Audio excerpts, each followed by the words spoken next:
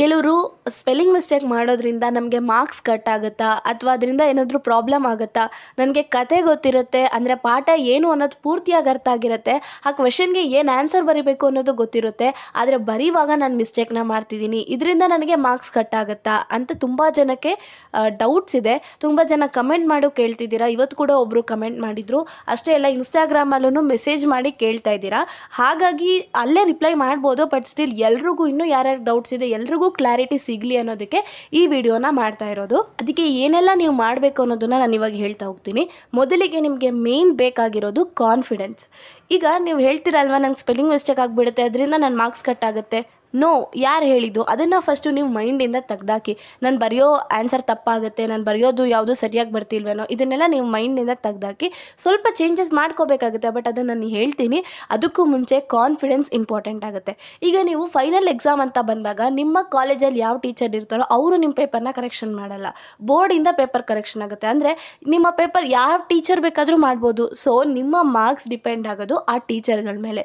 ಕೆಲವರು ತುಂಬಾ ಲಿಬ್ರಲ್ ಆಗಿ, ಅಂದರೆ ನೀವು ಬರೀ ಕರೆಕ್ಟಾಗಿ ಆನ್ಸರ್ ಬರ್ದಿದ್ದೀರಾ, ಏನು ಕಂಟೆಂಟ್ ಬರೀಬೇಕೋ ಅದನ್ನು ಬರ್ದಿದ್ದೀರಾ, ನಿಮ್ಮ ಸ್ಪೆಲ್ಲಿಂಗ್ ಮಿಸ್ಟೇಕು ನೋಡೋಲ್ಲ, ನಿಮ್ಮ ಹ್ಯಾಂಡ್ ರೈಟಿಂಗು ನೋಡೋಲ್ಲ, ಏನೂ ನೋಡೋಲ್ಲ. ಅವ್ರಿಗೆ ಸಮಾಧಾನ ಆಯಿತು ಆನ್ಸರ್ ಅಂದರೆ ಅವ್ರು ಫುಲ್ ಮಾರ್ಕ್ಸ್ ಕೊಟ್ಟೇ ಕೊಡ್ತಾರೆ. ಬಟ್ ಇನ್ನೂ ಕೆಲವರು ತುಂಬಾ ಸ್ಟ್ರಿಕ್ಟಾಗಿ ಕರೆಕ್ಷನ್ ಮಾಡೋರು ಇರ್ತಾರೆ.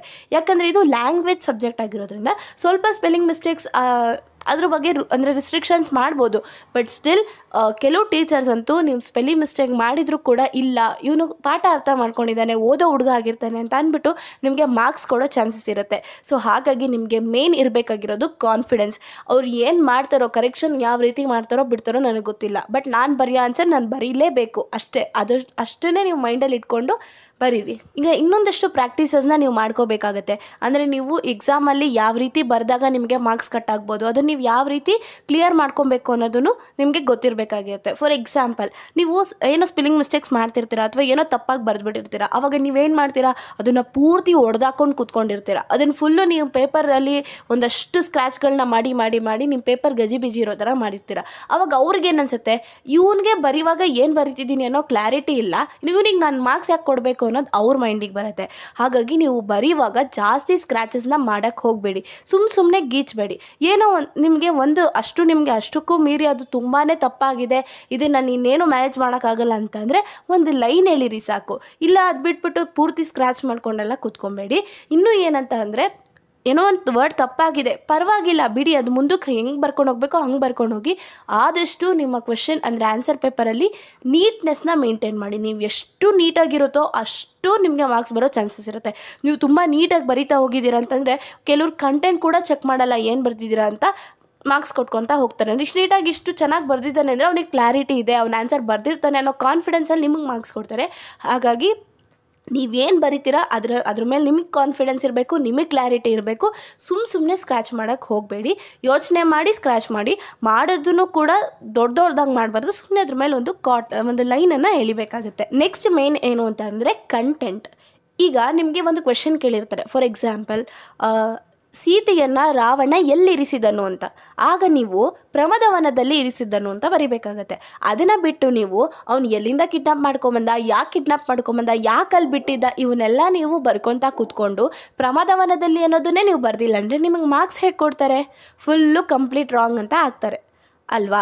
ಅಂದರೆ ಯಾವ ಒಂದು ಕ್ವೆಶನ್ಗೆ, ಇದು ಬರೀ 1 ಮಾರ್ಕ್ಸ್ ಅಂತ ಹೇಳ್ತಿಲ್ಲ ನಾನು, 2 ಮಾರ್ಕ್ಸ್ ಆಗಿರ್ಬೋದು, 4 ಮಾರ್ಕ್ಸ್ ಆಗಿರ್ಬೋದು, ಯಾವ ಕ್ವೆಶನ್ಗೆ ಏನು ಆನ್ಸರ್ ಬರೀಬೇಕು, ಯಾವ ಒಂದು ಕಂಟೆಂಟ್ ಇರಬೇಕು ಅನ್ನೋದನ್ನ ನೀವು ತಿಳ್ಕೊಬೇಕಾಗತ್ತೆ.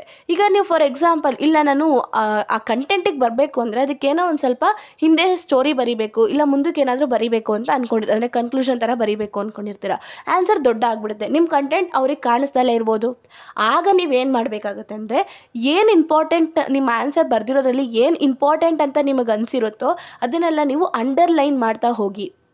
ಒಂದಷ್ಟು, ಈಗ ಫಾರ್ ಎಕ್ಸಾಂಪಲ್ ಯಾರೋ ಒಬ್ಬರು ಮೇನ್ ಕ್ಯಾರೆಕ್ಟರ್ ನೇಮ್ ಆಗಿರ್ಬೋದು, ಅಥವಾ ಒಂದು ಇಯರ್ ಆಗಿರ್ಬೋದು, ಇಲ್ಲ ಅಂತಂದರೆ ಮೇನ್ ಆ ಒಂದು ಪಾಠದಲ್ಲಿ ಇರುವಂತಹ ಮುಖ್ಯ ಟಾಪಿಕ್ಕೇ ಅದಾಗಿರ್ಬೋದು. ಆ ಥರ ಪದಗಳಿಗೆ ನೀವು ಏನು ಮಾಡ್ತಾ ಹೋಗಿ, ಅಂಡರ್ಲೈನ್ ಮಾಡ್ತಾ ಹೋಗಿ, ಆವಾಗ ಓಕೆ ಇವ್ರಿಗೊಂದು ಕ್ಲಾರಿಟಿ ಇದೆ ಅನ್ನೋದು ಅವ್ರಿಗೂ ಅರ್ಥ ಆಗಿ ಮಾರ್ಕ್ಸ್ ಕೊಡ್ತಾರೆ. ಈಗ ಈ ಸ್ಪೆಲ್ಲಿಂಗ್ ಮಿಸ್ಟೇಕ್ಸ್ನ ಹೇಗೆ ಅವಾಯ್ಡ್ ಮಾಡೋದು, ಅಥವಾ ಕಂಟೆಂಟ್ ಅಂತ ಏನು ಹೇಳ್ತಿದ್ದಾರೆ, ಅಂದರೆ ಈ ಕ್ವಶನ್ಗೆ ಇದೇ ಥರ ಸ್ವಲ್ಪ ಆನ್ಸರ್ ಇರಬೇಕು ಅನ್ನೋದು ಏನು ಹೇಳ್ತಿದ್ದೀವಿ, ಅದನ್ನು ಹೇಗೆ ನಾನು ಪ್ರಿಪೇರ್ ಆಗೋದು ಅನ್ನೋದು ಕನ್ಫ್ಯೂಷನ್ ಇರುತ್ತೆ ಅಲ್ವಾ. ಅದಕ್ಕೂ ನಾನು ಈಗ ಸೊಲ್ಯೂಷನ್ನ ಕೊಡ್ತೀನಿ. ಮೊದಲಿಗೆ ಏನಂತ ಅಂದರೆ, ಹೌದು ನೀವು ಸಮರಿ ಕೇಳಿರ್ತೀರಾ ಅಥವಾ ನಿಮಗೆ ಪೂರ್ತಿ ಕಥೆನೇ ಏನು ಅಂತ ಗೊತ್ತಿರುತ್ತೆ, ಬಟ್ ಅಲ್ಲಿ ನಿಮಗೆ ಕ್ವಶನ್ಗೆ ಯಾವ ರೀತಿ ಆನ್ಸರ್ ಮಾಡಬೇಕು ಅನ್ನೋದು ಗೊತ್ತಾಗಲ್ಲ. ಆಗ ನೀವು ಏನು ಮಾಡಬೇಕು ಅಂತ ಅಂದರೆ, ಫಸ್ಟು ಇರುತ್ತೆ ಅಲ್ವಾ 2 ಮಾರ್ಕ್ಸ್ 4 ಮಾರ್ಕ್ಸ್ ಎಲ್ಲರ ಹತ್ರನೂ ರೆಫರೆನ್ಸ್ ನೋಟ್ಸ್ಗಳು ಇರುತ್ತೆ ಅಲ್ವಾ, ಒಂದು ಸಲ ಓದ್ಕೊಳ್ಳಿ. ಒಂದು ಸಲ ಇಲ್ಲಾಂದರೆ 2 ಸಲಿನೇ ಓದ್ಕೊಳ್ಳಿ. ನೀವು ಅದನ್ನು ಒಂದೆರಡು ಸಲ ನೋಡ್ಕೊಂಡಿದ್ರೆ ನಿಮಗೆ ಕಥೆನೂ ಗೊತ್ತಿದೆ ಅಂತಂದರೆ ಆರಾಮಾಗಿ ನೀವು ಅಲ್ಲಿರೋ ಪಾಯಿಂಟ್ಸ್ ಹಾಕಿನೇ ನೀವು ಆನ್ಸರ್ನ ಬರಿತಾ ಹೋಗ್ತೀರಾ ಎಕ್ಸಾಮಲ್ಲಿ. ನಿಮಗೆ ಗೊತ್ತಿರಲ್ಲ, ಆ ಕಂಟೆಂಟ್ಸ್ ಎಲ್ಲ ನಿಮಗೆ ನೆನಪಾಗ್ತಿರುತ್ತೆ ಬರೆಯುವಾಗ. ಅದಕ್ಕೆ ಹೇಳೋದು, ಯಾವತ್ತೇ ಆಗಲಿ ಪ್ರಾಕ್ಟೀಸ್ ಮೇಕ್ಸ್ ಮ್ಯಾನ್ ಪರ್ಫೆಕ್ಟ್ ಅಂತ. ನೀವು ಎಷ್ಟು ಓದ್ಕೊಂಡು ಹೋಗಿರ್ತೀರೋ ನಿಮ್ಗೆ ಗೊತ್ತಿರಲ್ಲ, ನೀವು ಅನ್ಕೋತಿರ್ತಾರ ಅಯ್ಯೋ ನಾನು ಇದನ್ನು ಓದ್ಕೊಂಡು ಹೋಗಿರ್ತೀನಿ ನಂಗೆ ಮರ್ತೋಗುತ್ತೆ. ನೋ, ನೀವು ಎಕ್ಸಾಮಲ್ಲಿ ಬರೆಯುವಾಗ ನಿಮ್ಗೆ ಅದು ಆಟೋಮೆಟಿಕ್ಕಾಗಿ ನೆನಪಾಗೋಕ್ಕೆ ಸ್ಟಾರ್ಟ್ ಆಗುತ್ತೆ. ಹಾಗಾಗಿ ಅದನ್ನು ನೋಡಿ. ನಾನು ಕೂಡ 4 ಮಾರ್ಕ್ಸ್ ಮೇಲೆ 2 ಮಾರ್ಕ್ಸ್ ಮೇಲೆ ವೀಡಿಯೋಗಳನ್ನ ಮಾಡ್ತಾಯಿದ್ದೀನಿ. ಈಗ ಇದಕ್ಕೂ ಮುಂಚೆನೂ ನಾನು 4 ಮಾರ್ಕ್ಸ್ದೆಲ್ಲ ಅಪ್ಲೋಡ್ ಮಾಡಿದ್ದೀನಿ. ಹೋಗಿ ಒಂದ್ಸಲಿ ಕೇಳಿಸ್ಕೊಳ್ಳಿ. ನಿಮಗೆ ಓದಿದ ಅರ್ಥ ಆಗಲ್ವಾ, ಒಂದ್ಸಲಿ ಕೇಳಿಸ್ಕೊಳ್ಳಿ.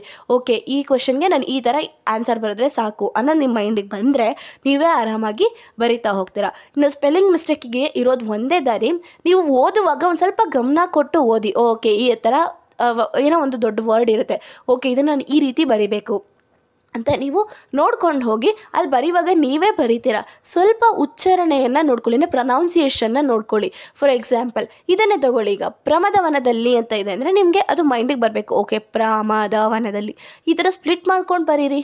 ಇದು ಓಕೆ ಇದು ಈಸಿ ವರ್ಡ್ ಆಯಿತು, ಬಟ್ ನೀವು ತುಂಬ ಕಷ್ಟ ಇರೋ ವರ್ಡ್ಸನ್ನು ಕೂಡ ಯೋಚನೆ ಮಾಡಿ ಬರೀರಿ. ಇಲ್ಲ ನನಗೆ ಸ್ಪೆಲ್ಲಿಂಗ್ ಮಿಸ್ಟೇಕ್ಸ್ ಆಗ್ತಿದೆ ಅಂತಂದ್ರೂ ತಲೆ ಕೆಡಿಸ್ಕೊಂಬೇಡಿ. ನೀವು ಏನು ಮೇನ್ ಕಂಟೆಂಟ್ ಬರೀಬೇಕೋ ಅದನ್ನು ನೀವು ಬರೆದುಬಿಟ್ಟು ಬನ್ನಿ, ನಿಮಗೆ ಮಾರ್ಕ್ಸ್ ನಿಜ ಬರುತ್ತೆ. ಒಳ್ಳೆ ಟೀಚರ್ ಸಿಗ್ದ ಅಂತಂದರೆ ಅವರು ಅಂದರೆ ಕರೆಕ್ಷನ್ ಮಾಡೋರು ನಿಮಗೆ ಯಾರೋ ಒಳ್ಳೆ ಪರ್ಸನ್ನೇ ಸಿಕ್ಕಿದ್ರು ಅಂತಂದರೆ ನಿಮ್ಮ ಲಕ್ಕಾಗಿ ನಿಮಗೆ ಫುಲ್ ಮಾರ್ಕ್ಸ್ ಬರೋ ಚಾನ್ಸಸ್ಸು ಇರುತ್ತೆ. ಅದು ಹಾಗಾಗಿ ಅಷ್ಟು ತಲೆ ಕೆಡಿಸ್ಕೊಂಡ್ಬಿಡಿ, ಬಟ್ ನಿಮ್ಮ ಪ್ರಯತ್ನನ ನೀವು ಮಾಡಲೇಬೇಕಾಗತ್ತೆ. ಇನ್ನೊಂದು ದ ಮೋಸ್ಟ್ ಇಂಪಾರ್ಟೆಂಟ್ ಪ್ರಾಕ್ಟೀಸ್ ನೀವು ಎಕ್ಸಾಮಲ್ಲಿ ಅಪ್ಲೈ ಮಾಡ್ಕೊಳ್ಳೇಬೇಕಾಗಿರೋದು ಏನು ಅಂದರೆ, ಮೊದಲಿಗೆ ನಿಮಗೆ ಯಾವುದು ಎಕ್ಸಾಕ್ಟಾಗಿ ನನಗೆ ಪಕ್ಕಾ ಗೊತ್ತು ಈ ಕ್ವಶನ್ಗೆ ಆನ್ಸರು, ಇದನ್ನು ನಾನು ಬರೆದ್ರೆ ನಂಗೆ ಫುಲ್ ಮಾರ್ಕ್ಸೇ ಬರೋದು ಅನ್ನೋಂಥ ಕ್ವಶನ್ಗಳನ್ನ ಮೊದಲು ಅಟೆಂಡ್ ಮಾಡಿ. ಅದಾದಮೇಲೆ ಇಲ್ಲ ನನಗೆ ಈ ಕ್ವಶನ್ ಸ್ವಲ್ಪ ಡೌಟ್ ಇದೆ ಅಂತ ಅನ್ಸೋದನ್ನು ಆಮೇಲೆ ಬರಿತಾ ಹೋಗಿ. ಓಕೆನಾ, ನೀವು ಫಸ್ಟ್ ಚೆನ್ನಾಗಿ ಬರ್ದು ಆಮೇಲೆ ನೀವು ಡೌಟ್ ಇರೋದು ಬರೆದ್ರೆ ಅದಕ್ಕೂ ಕೂಡ ಫುಲ್ ಮಾರ್ಕ್ಸ್ ಬರೋ ಚಾನ್ಸಸ್ ಇರುತ್ತೆ. ಅಂದರೆ ಮೊದಲಿಂದ ಬರ್ದಿದ್ದಾನೆ ಬಿಡು ಬರ್ದಿರ್ತಾನೆ ಅನ್ನೋ ಒಂದು ಕಾನ್ಫಿಡೆನ್ಸ್ ಬರುತ್ತೆ ಅವ್ರಿಗೂ. ಅದೇ ನೀವು ಮೊದಲೇ ಡೌಟ್ ಇರೋಂಥ ಕ್ವಶನ್ಗೆ ಆನ್ಸರ್ ಮಾಡೋಕ್ಕೆ ಹೋಗಿ ಆಮೇಲೆ ಎಕ್ಸಾಕ್ಟಾಗಿ ನೀವು ಬರೆದ್ರು ಮಾರ್ಕ್ಸ್ ಒಂದೊಂದ್ಸಲಿ ಮಿಸ್ ಆಗೋ ಚಾನ್ಸಸ್ ಇರುತ್ತೆ, ಅರ್ಥ ಮಾಡ್ಕೊಳ್ಳಿ. ಹಾಗಾಗಿ ಫಸ್ಟು ಎಕ್ಸಾಕ್ಟಾಗಿ ಗೊತ್ತಿರೋದನ್ನ ಮೊದಲು ಅಟೆಂಡ್ ಮಾಡಿ, ನೀಟಾಗಿ ಬರಿತಾ ಹೋಗಿ. ಅದಾದಮೇಲೆ ಇನ್ನೂ ಕೆಲವ್ರಿಗೆ ಏನಂದರೆ ಗೊತ್ತಿಲ್ಲದಲೇ ಇರೋ ಕ್ವಶನ್ಸ್ ತುಂಬ ಇರುತ್ತೆ. ಅವ್ರು ಏನು ಮಾಡ್ತಾರೆ, ಎಷ್ಟು ಗೊತ್ತಿದೆಯೋ ಅಷ್ಟು ಬರೆದ್ಬಿಟ್ಟು ಸೀದಾ ಪೇಪರ್ ಕೊಟ್ಬಿಟ್ಟು ಎದ್ದೋಗ್ತಾರೆ. ಆ ರೀತಿ ತಪ್ಪು ಯಾವತ್ತೂ ಮಾಡಬೇಡಿ. ಏನು ಅಂತಂದರೆ ಇರೋ ಅಷ್ಟು ಟೈಮನ್ನು ಯೂಟಿಲೈಸ್ ಮಾಡ್ಕೊಳ್ಳಿ. ಗೊತ್ತಿರೋದು ಎಷ್ಟಿದೆಯೋ ಅಷ್ಟು ಬರೀರಿ, ಡೌಟ್ ಇರೋಂಥದ್ದನ್ನೂ ಬರೀರಿ. ಅದಾದಮೇಲೆ ನನಗೆ ಇದು ಕ್ವಶನ್ ಗೊತ್ತೇ ಇಲ್ಲ ಅಂತ ಅನ್ಸಿದ್ರೆ ಏನು ಮಾಡಬೇಕು, ಆ ರಿಲೇಟೆಡ್ ನಿಮ್ಗೆ ಏನೇನು ಗೊತ್ತಿದೆಯೋ ಎಲ್ಲನೂ ಬರಿಬೇಕು. ಅಟ್ಲೀಸ್ಟ್ ಆ ಕ್ವಶನ್ ಯಾವ ಒಂದು ಪಾಠದಲ್ಲಿ ಬರುತ್ತೆ ಅನ್ನೋದಾದ್ರೂ ಗೊತ್ತಿರುತ್ತಲ್ವ, ಆ ಪಾಠದ ಬಗ್ಗೆ ಏನೋ ಒಂದು ಬರೀರಿ. ಎಷ್ಟು ಟೈಮ್ ಇದೆಯೋ ಅಷ್ಟೂ ಯುಟಿಲೈಸ್ ಮಾಡ್ಕೊಳ್ಳಿ. ಒಂದೊಂದ್ಸಲಿ ಹೇಳ್ಬೇಕು ಅಂತಂದರೆ ಆ ಥರ ನೀವು ಬರ್ದಿದ್ದಾಗ್ಲೂ ಕೂಡ ಇಲ್ಲ ಏನೋ ಬರೆಯೋಕ್ಕೆ ಟ್ರೈ ಮಾಡಿದ್ದಾನೆ ಅಂತ ಏನಾದ್ರು ಮಾರ್ಕ್ಸ್ ಕೊಡ್ತಾರೆ. ಹಾಗಾಗಿ ಯಾವುದೂ ಅಷ್ಟೇ ಬಿಟ್ಟು ಬರಬೇಡಿ, ಗೊತ್ತಿಲ್ಲ ಅಂತ ಬಿಟ್ಬಿಟ್ಟಂತೂ ಬರಬೇಡಿ. ಯಾವತ್ತೇ ಆಗಲಿ ಬರೀರಿ. ಇನ್ನೂ ಟೈಮ್ ಇತ್ತಾ, ನೀವು ಎಲ್ಲ ಗೊತ್ತಿದ್ದು ಎಲ್ಲ ಬರೆದು ನಿಮ್ಗೆ ಇನ್ನೂ ಟೈಮ್ ಇತ್ತಾ, ಎಕ್ಸ್ಟ್ರಾನೂ ಅಟೆಂಡ್ ಮಾಡಿ, ಏನೂ ಹೋಗಲ್ಲ. ಎಕ್ಸ್ಟ್ರಾ ನೀವು ಅಟೆಂಡ್ ಮಾಡಿ, ಅಲ್ಲಿ ಯಾವುದೋ ಮಿಸ್ ಆಗಿ ತಪ್ಪಾಗಿದ್ರು ಇಲ್ಲಿ ಮಾರ್ಕ್ಸ್ ಬರ್ಬೋದು. ಸೊ ಯೋಚನೆ ಮಾಡಿ, ನೀವು ಇವತ್ತಿಂದ ಏನು ಪ್ರಿಪೇರ್ ಆಗಿರ್ತೀರಾ ಅನ್ನೋದಲ್ಲ, ನೀವು ಎಕ್ಸಾಮ್ನ ಯಾವ ರೀತಿ ಬರೀತೀರಾ ಅನ್ನೋದು ಕೂಡ ಇಂಪಾರ್ಟೆಂಟ್ ಆಗುತ್ತೆ. ಹಾಗಾಗಿ ತಲೆ ಕೆಡಿಸ್ಕೋಬೇಡಿ. ಏನು ಓದಿರ್ತೀರಾ ನಿಮಗೆ ಒಂದು ಮನಸ್ಸಲ್ಲಿ ಇರಬೇಕು, ಒಂದು ಕಾನ್ಫಿಡೆನ್ಸ್ ಇರಬೇಕು. ನನಗೆ ಈ ಒಂದು ಪಾಠದಿಂದ ಏನೇ ಕೊಟ್ಟರು ನಾನು ಬರಿತೀನಿ ಅನ್ನೋ ಕಾನ್ಫಿಡೆನ್ಸ್ ನಿಮಗಿರಬೇಕು. ಆಗಷ್ಟೇ ನಿಮಗೆ ಎಕ್ಸಾಮಲ್ಲಿ ಬರೆಯೋದಕ್ಕೆ ಸಾಧ್ಯ. ಅವ್ರು ಮಾರ್ಕ್ಸ್ ಕೊಡೋದು ಹಾಗಿರಲಿ, ಫಸ್ಟ್ ನಿಮ್ಮ ಕಡೆಯಿಂದ ನೀವು ಏನು ಪ್ರಿಪೇರ್ ಆಗಬೇಕು, ಏನು ಒಂದು ಎಫರ್ಟ್ಸ್ ಹಾಕಬೇಕು ಅದನ್ನು ಹಾಕಿ. ಖಂಡಿತವಾಗ್ಲೂ ನಿಮಗೆ ಅದರಿಂದ ಯಾವ ಒಂದು ಪ್ರಾಫಿಟ್ ಸಿಗಬೇಕೋ ಅದು ಸಿಕ್ಕೇ ಸಿಗುತ್ತೆ. All the best for your exams. ಚೆನ್ನಾಗಿ ಮಾಡಿ, ಜಾಸ್ತಿ ಹೆದರ್ಕೋಬೇಡಿ. ಅಂದರೆ ಕಾನ್ಫಿಡೆನ್ಸ್ ಇರಲಿ ಸ್ವಲ್ಪ. ನೀವು ಆರಾಮಾಗಿ ಎಕ್ಸಾಮ್ನ ಅಟೆಂಡ್ ಮಾಡಿ, ನಿಮಗೆ ಬರೋ ಮಾರ್ಕ್ಸ್ ಬಂದೇ ಬರುತ್ತೆ.